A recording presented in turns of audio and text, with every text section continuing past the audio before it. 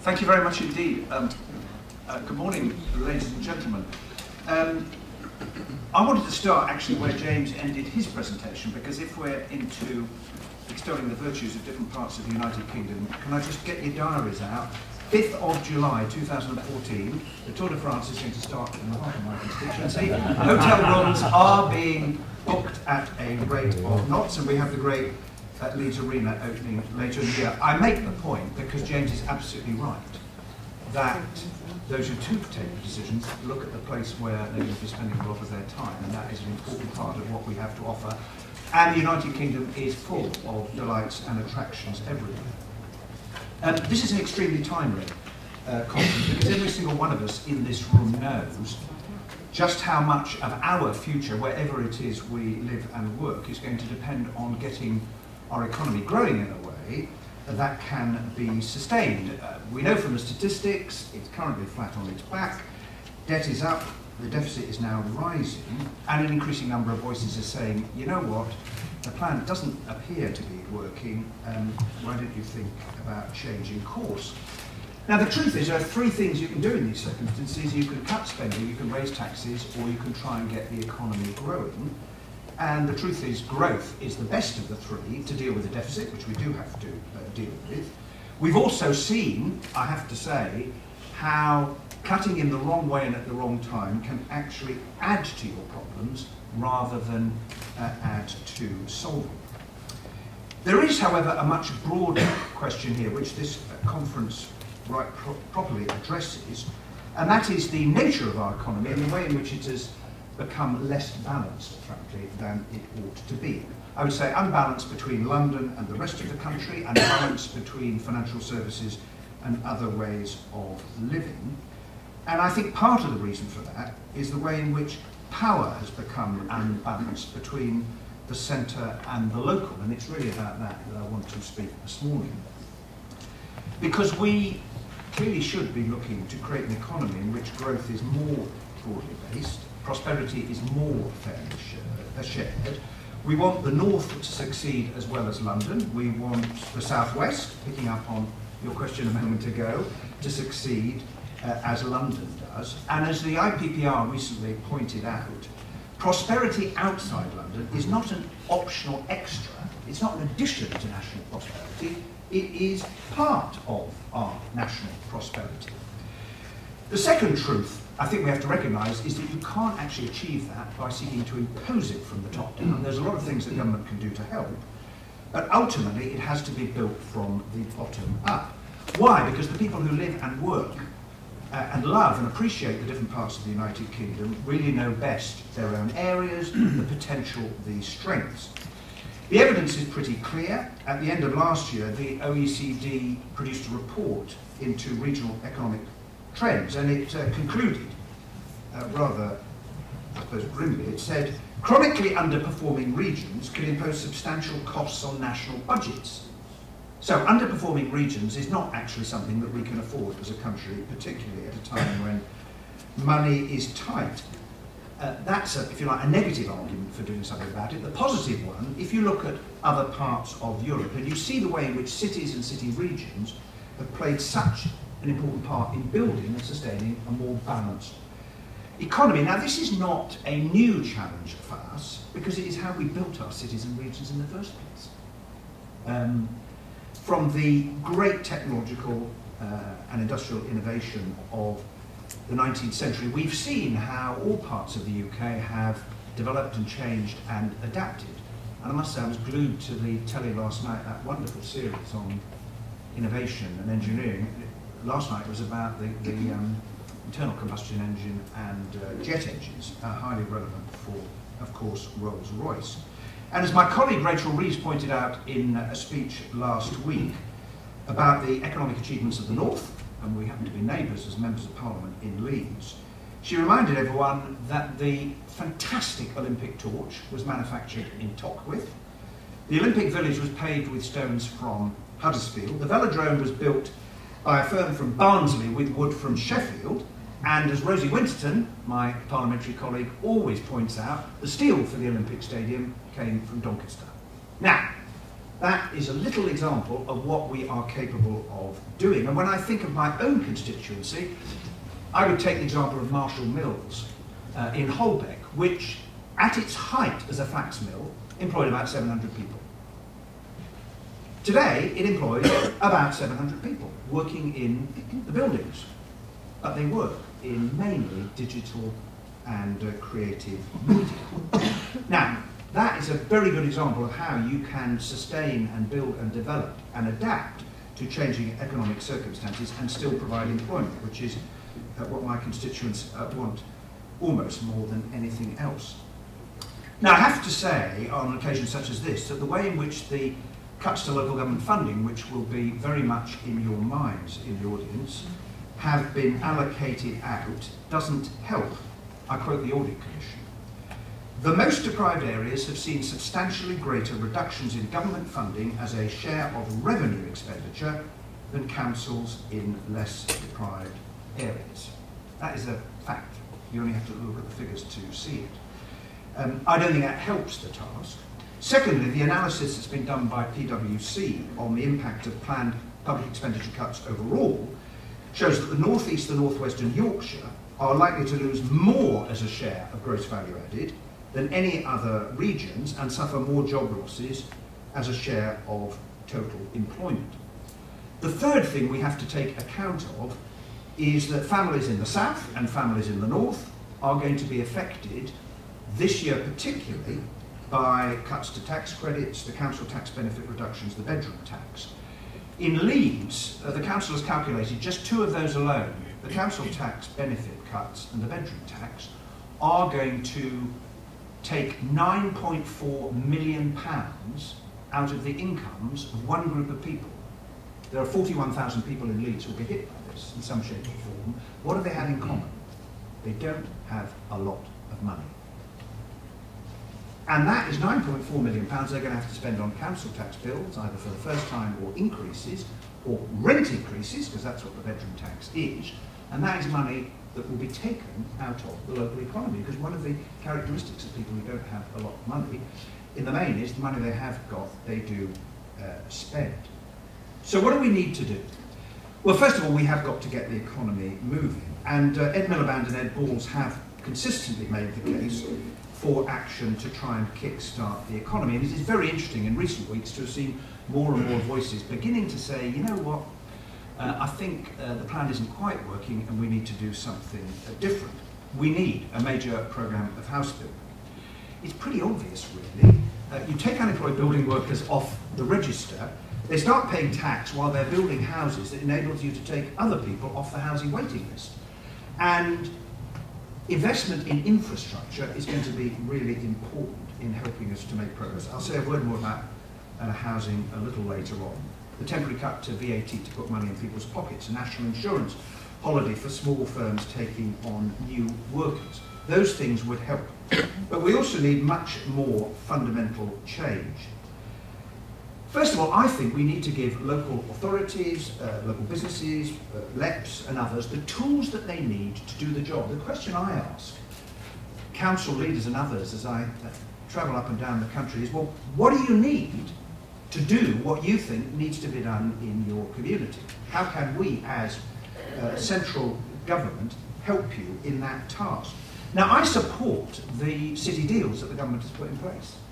I really do. My only criticism is, why only core cities? Now, I know we're just about to see the results of the second phase bidding, but I think we should go further, because I think we should extend those deals to counties as well as cities, to districts as well as boroughs, because in all parts of the economy and all parts of the country, people have got ideas, and the way in which councils are coming together to form groupings that make sense for the economic development of their area is, in my view, one of the most exciting things that is happening in local government at a very difficult time.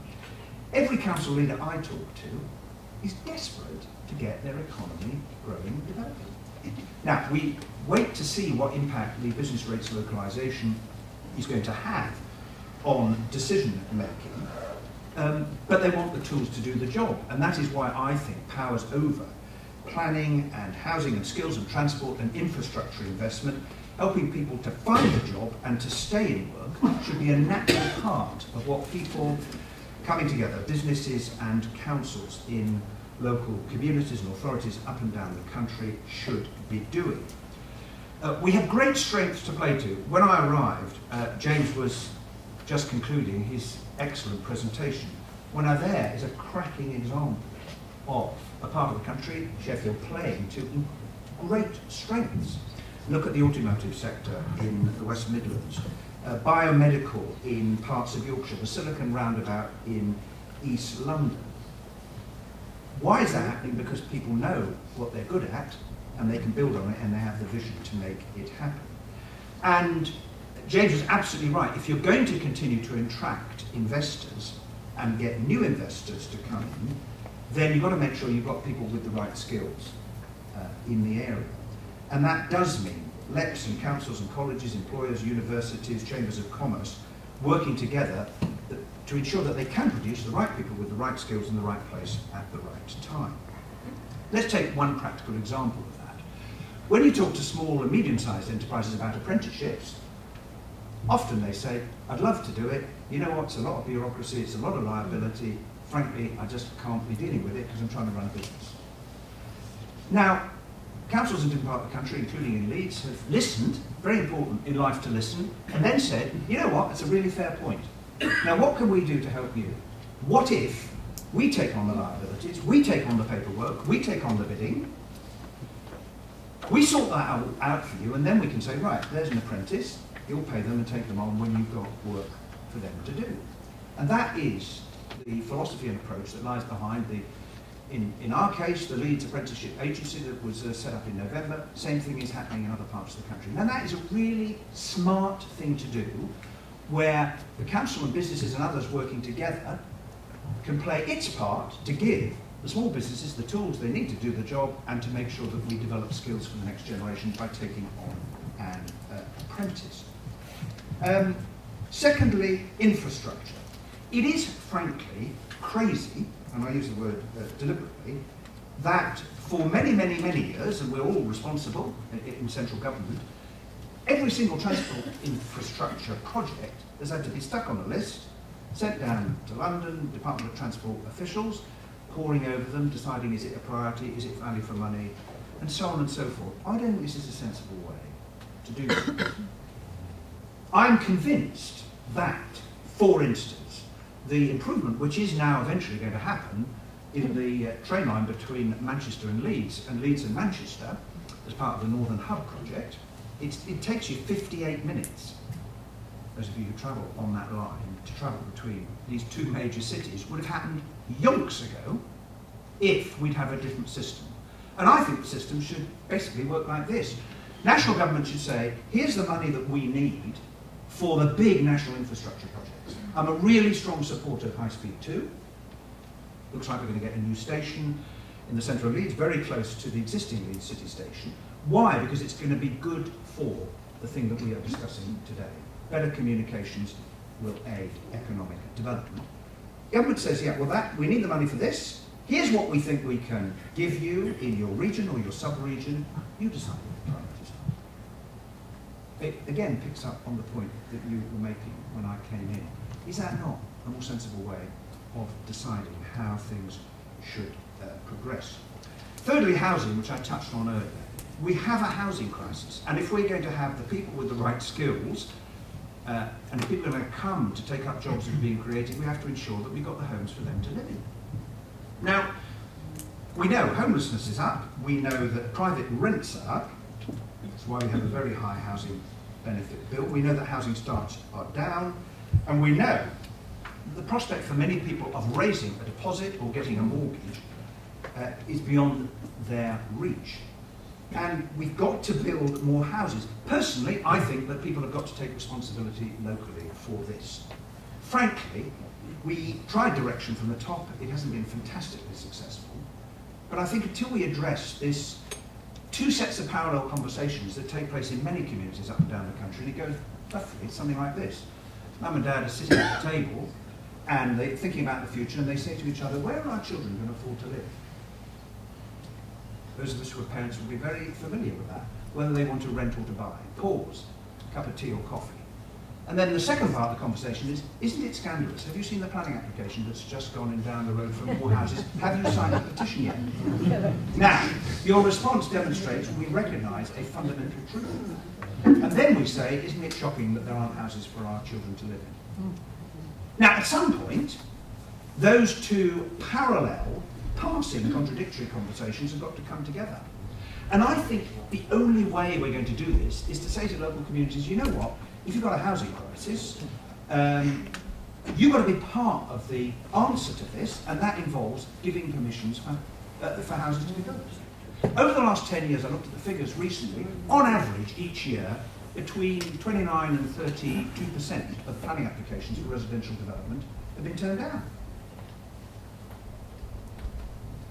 And we've got a housing crisis. There's a bit of a connection between the two.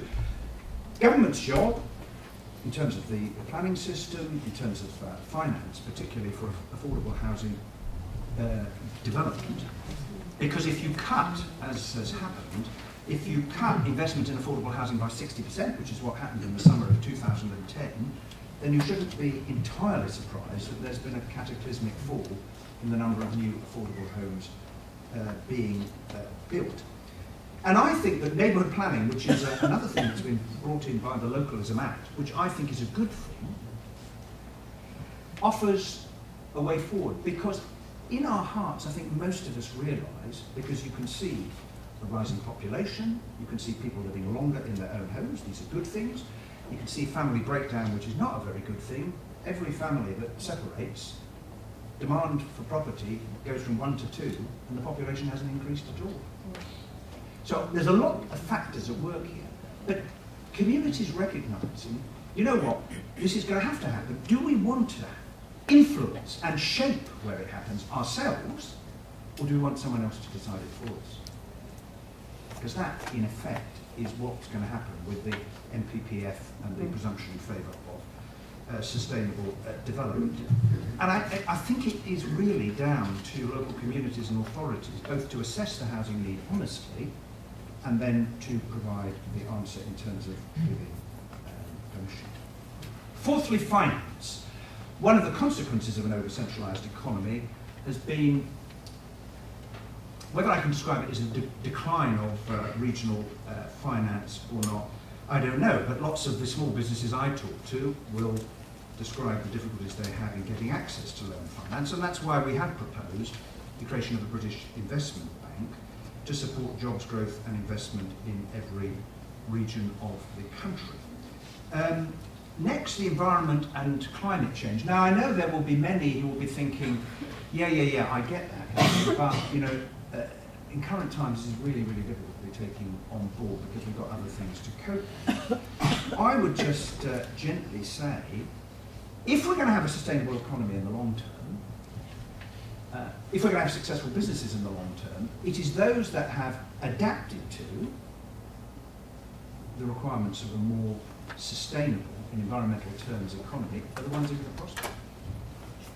In the future, reducing exposure to carbon. A conversation which 25 years ago, investors had said to a business, what's your exposure to carbon? People would say, oh, what? But we know that one of the ways in which we are turning this super tanker of economic development that has been built on the use of carbon in a more sustainable direction is in effect raising the price of the thing that is ultimately going to be bad for our small and fragile planet on which we share with 7 billion neighbours. We haven't been introduced to all of them yet, but we sure live on one planet. And therefore we have to build that into what we do. And government can play a really important part. Take the example of feed-in tariffs. That, an act of government to give a kickstart to a new area of business. Putting solar PV and other things on people's roofs. You also see how, if you don't quite get it right, suddenly reducing the rates has led to a difficulty for a lot of businesses to put effort and energy into starting, and then suddenly they found their business model was undermined. But it is a very good example, because the rational thing to do is to reduce our energy bills, whether we're businesses or individuals. Because hands up, anyone here who thinks over the next 25 years energy bills are going to go down and less nuclear, fusion suddenly comes to pass. Well, I don't think that.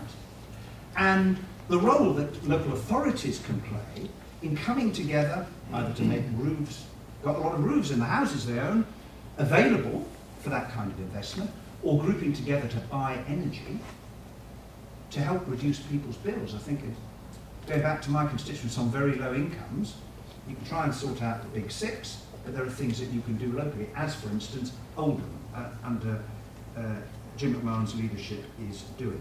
The last thing I wanted just to say a word on is structures, and I've left it to the last, because I think the most important thing is an attitude of mind, the right tools, getting on with it. I referred to the changes that are taking place, the development of the city regions. Sheffield, we've just heard about, Leeds. Places that in the past you might have thought they'll never come together to agree to do things together because of the rivalry. But we did. Look at Manchester. Look at Bournemouth and Poole that have come together to produce a plan for the economic development of their area. Now, what does that tell you? It tells you that the political and social and economic geography, where the big industrial and economic centres are, where people look to, travel to work areas and so on, is different in different parts of the country. Now, you can have a government that says, I'm going to redraw the boundaries, I'll get my pen out, and that makes sense, and this looks neat. I don't think that's the right thing to do, because locally, you know better than anyone else what makes sense in terms of groupings coming together to do different things, and there'll be different sizes for different purposes. And I think the deal is, the government should say to you, okay, what do you want? You've just got to come together in a form that makes sense to you in order for these powers and responsibilities to be passed down. I think that that's the right approach. I don't think we should go for regional government, because frankly, I think if you said to the British public at the moment, we've had a think, and one of the things that we need to deal with the problems we've got is to create another tier of elected government. I don't suppose there'd be many takers. My argument's a very simple one. Why don't you make better use of the elected representatives you already have? That's a much more sensible approach. And the very final thing I wanted to say was this, that we need to have some hope and confidence in these difficult times, because you can either look at what's happening and feel incredibly gloomy and pull up the bed covers and shut the curtains and wish that this will all go away, or we can roll up our sleeves and get going. And I'm really struck by two things. One is the role that local communities, in 19th century Britain, at a time when we had less money, the things that people were able to do for themselves. It was utterly extraordinary. Local communities brought gas, electricity, clean water, schools, the first parks, hospitals, homes to deal with the slums. They didn't wait for Mr. Gladstone to issue a circular saying, I have noticed there's a lot of poverty in your area. I am writing to you to set out 25 things that you need to do, 47 performance indicators, 10 reporting structures. People looked at where they lived and said, you know what, we've got to do something about this, and they made it happen. Now, what are the tasks of the 21st century?